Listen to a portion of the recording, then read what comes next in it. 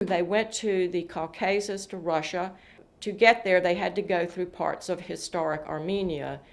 And he commented to my father years later that he saw that the villages had been burned, and that it was just a ruin.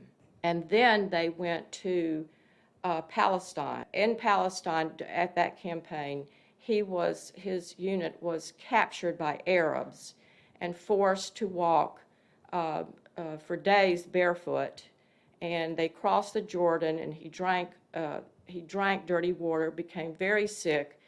The Arabs were going to kill them, but as my grandfather related it to my father, Lawrence of Arabia convinced the Arabs that it was against the treaties to kill prisoners. My grandfather was taken as a prisoner into Egypt and was in a prisoner camp at Zagazig for about 6 months.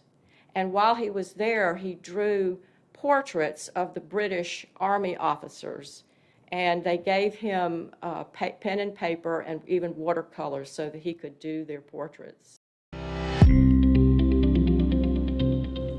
And then they were making plans to immigrate to the United States.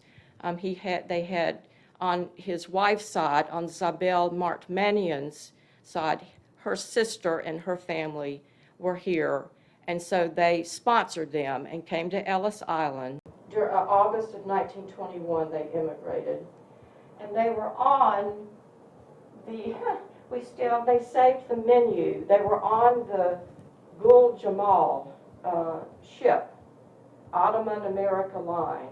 And here was the menu, and I expect that this scribbling across the page was Neuron's crayon. Unfortunately, the quota for Armenians for that year, 1921, was filled, but Secretary of Labor James Davis saw that he was an architect and helped him with his papers because he felt the United States needed architects. Mihran Mesrobian was married to my grandmother's sister, so we always thought of him as Uncle Mihran, but he was actually, I guess, our great uncle. And of course, when I knew him, he was an old gentleman. Looked very much like the actor Paul Lucas in the film Lord Jim, with a white mustache, a fringe of white hair.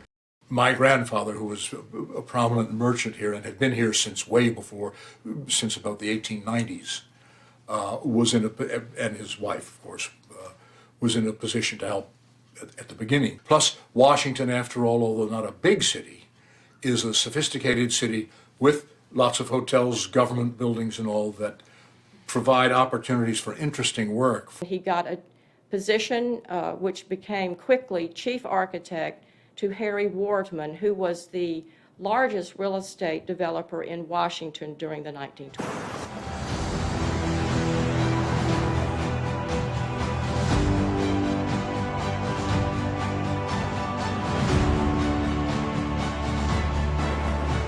I was in the White House for 3 different presidents, President Nixon, President Ford, and then President Reagan.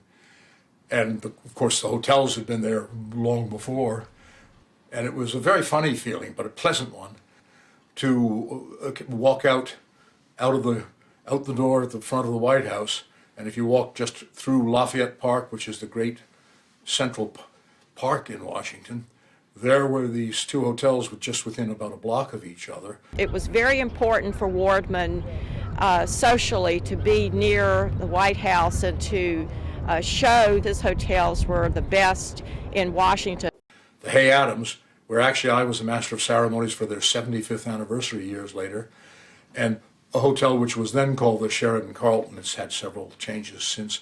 A very elegant one just on the other side of 16th Street, which Mihran and his wife, Aunt Zabel, had their 50th wedding anniversary there, and I was the master of ceremonies, so there are a lot of associations. Quite an unusual experience. I mean, how many people are in Uncle Mihran's position where you can actually celebrate the 60th anniversary of your wedding in a hotel that you designed? He did do one piece of official work that really was totally for the government, and that was part of the design of the Rayburn House office building. They needed something imaginative for the parking area because it had to have several layers of parking above ground.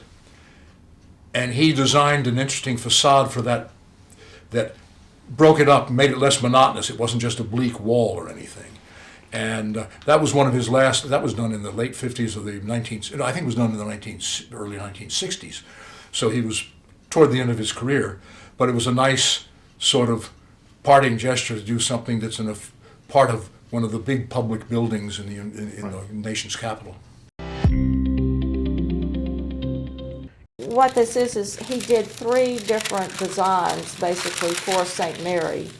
And the first one sort of gives the traditional Armenian bell tower. A Baptist congregation had begun building their church, but then they decided to move.